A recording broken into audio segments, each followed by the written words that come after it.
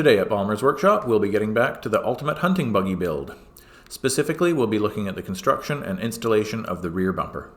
This particular bumper includes an integral high-clearance receiver, shackle mount recovery points, roof basket mounts, a swing-away tire carrier with dual fuel can holders, and a checkered top plate to keep everything looking super clean.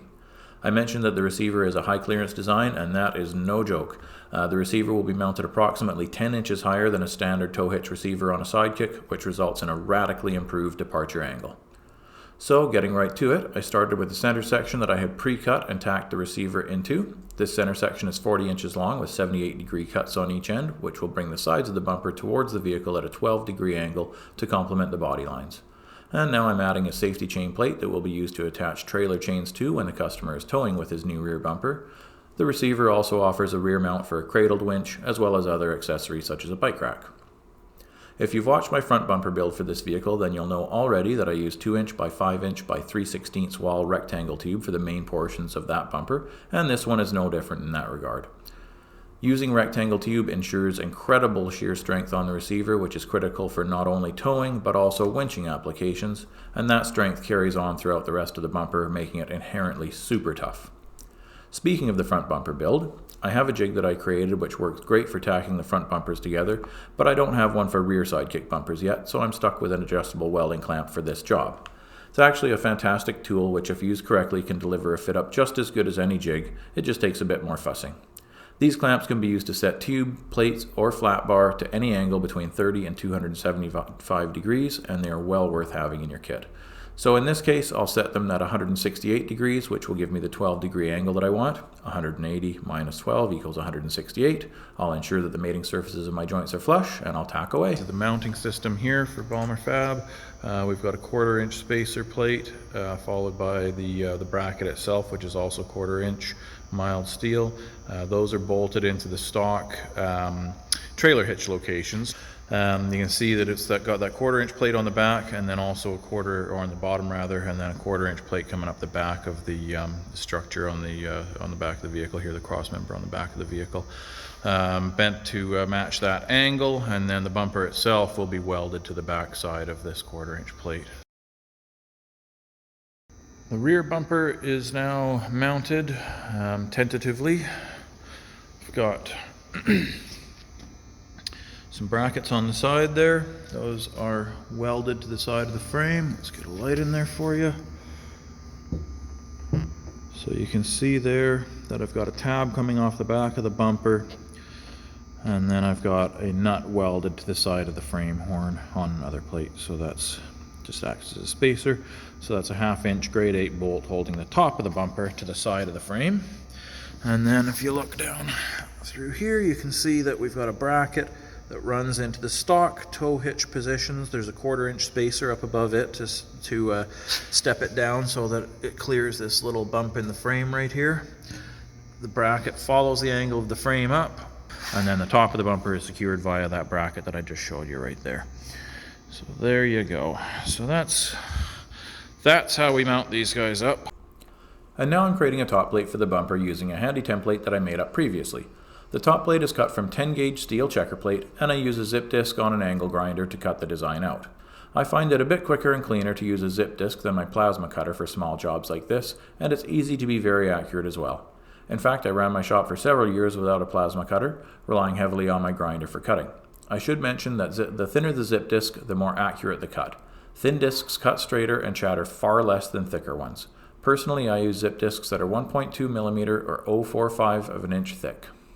Let's have a look at the contours inside of the bumper here.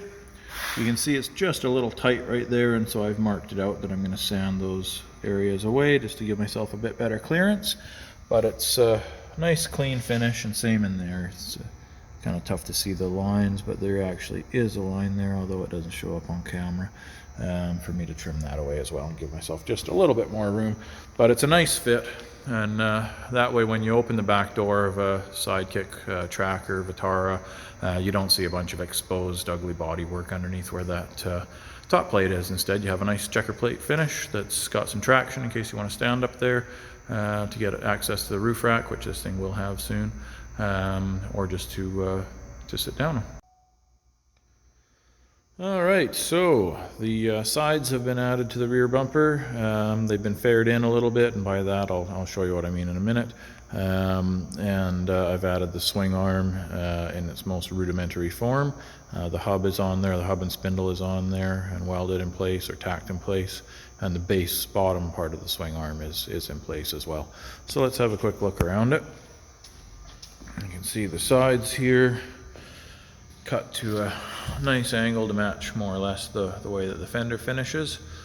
This is what I was talking about fairing in the back. It's just another piece of tube that I've capped and blended out that I add in there to fill that portion. And of course this area in here will all be filled in as well. And you can see the top plate back in there.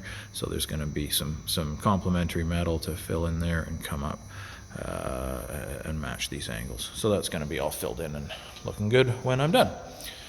And there's the swing arm itself. I haven't finished this end of it yet because the customer has to make a decision on a latch, and he's wanting to go with 2 jerry can holders or fuel can holders as well as a spare tire carrier on this. I was going to put a jerry can holder here and then one here in front of the license plate and move the license plate to the front of the jerry can holders and have a light up top so that would illuminate the plate, but there's just not enough room to do that. So I'm hoping that my customer is going to go with the normal setup that I do, which has the latch in this portion here obviously, and will only fit the 1 jerry can right here. And then what I'm going to propose is that we mount the spare tire obviously here, and that we mount another jerry can or fuel can holder to the back side of that on a separate mount, which will be interesting to put together, and I'll show you how we do that if that's what ends up happening.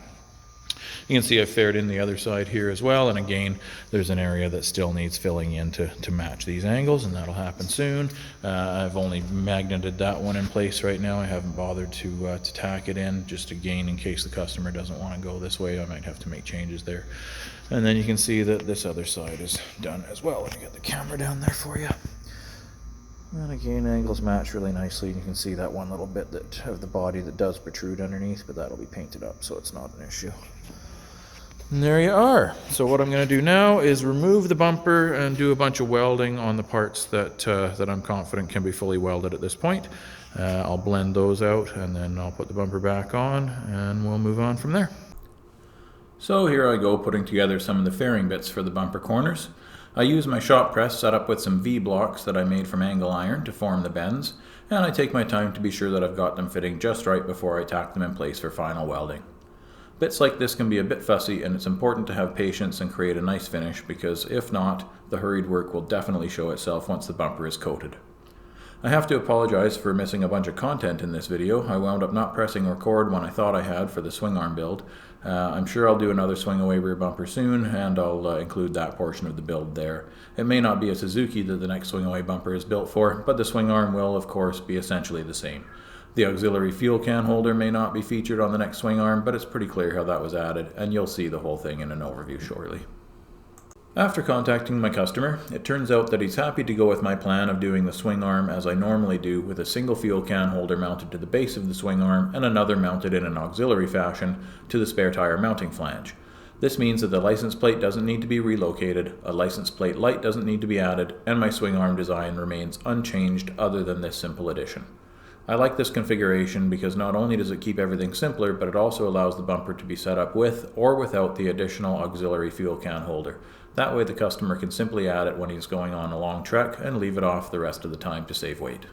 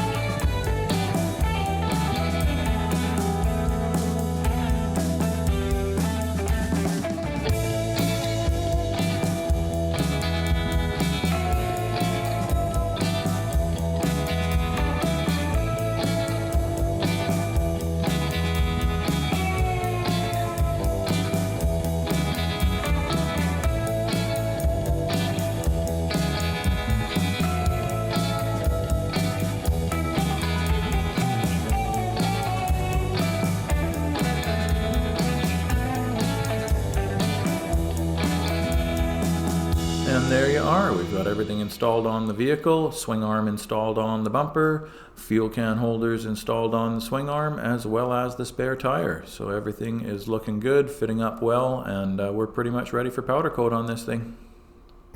Rear bumper is my standard design, super solid heavy duty bumper, again mounted in double shear fashion with grade 8 1/2-inch hardware, nice cam lock, super secure locking system. That's not finished yet, I'll finish that up shortly.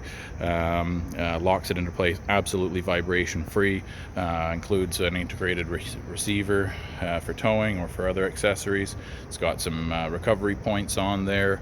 The swing away tire carrier includes 2 jerry can holders. One is an auxiliary. This one that's actually got the fuel can in it right now is an auxiliary that can slide in and out of a receiver right there that's mounted in behind the tire, so you can just remove that nice and easy, and you can add that fuel can if you want extra range, or you can just remove it and leave it at home if you're not going to make use of it.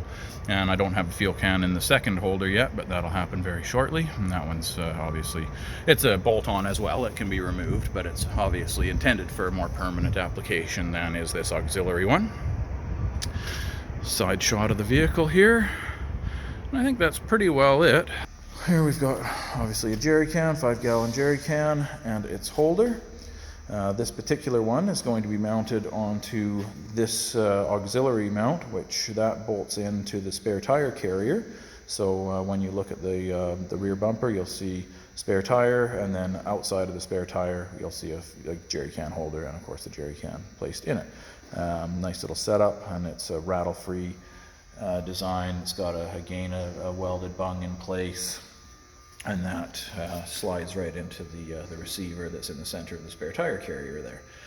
So speaking of the spare tire carrier, here's the swing arm for the rear bumper. That's ready for coating, all been disassembled, and the latch is all taken apart, which is good. Ready to go. Again, all marked up for the powder coat guys so that they know what they have to do for me. Everything's going to be masked nicely. No threads will get contaminated or anything like that. And there's the rear bumper itself. On the sides here you can see the mounting points for the ladders that go up to the roof rack. Threaded holes on top, and then an open hole on this side going through to a welded bung on that side. Super secure mounts for these bumpers. They mount into the stock tow hitch locations down below, and then a custom application on the side there. I weld another bung into the side of the frame, and this bolts through that. So this is similar to the front bumper in the sense that it's made from 2x5 by 1/8 wall rectangle tube, incredibly stout, 3/4 inch thick recovery shackles. This right here is the latch for the swing arm. Again, super stout cam lock latch, absolutely rattle free, works really well. The spindle's covered up there for the swing arm for powder coat purposes, and here's our radius plate that the spring pin T-handle locks into on the swing arm, so that the swing arm locks itself at 90 degrees or just over 90 degrees when it's open. Ta-da! The bumper is back from being sandblasted, primed with a fusion bonded product, and finished with a semi-gloss black powder coat. Speaking of colors, my camera keeps changing the hue randomly, as you can see, and I have no idea why. If there's any tech-savvy viewers watching, then advice down in the comments would be more than welcome. It only seems to happen on the camera that I use for time-lapse, which is actually an LG G5 phone. Weird stuff. Anyway, this bumper is a very straightforward install, especially when using my convenient hydraulic bumper trolley. 4 bolts secure the bottom brackets, and 2 more are added to the side brackets for a rock-solid mount. Alright, now that the bumper is bolted up, we're adding the swing arm and all its accessories. Here we're bolting on the spare tire, and then the auxiliary fuel can mount, followed by the fuel can holder. After that, it's just a matter of adding the fuel cans themselves and securing the last few bits, including tightening the set screw for the dust cap on the hub, which proved to be a total pain.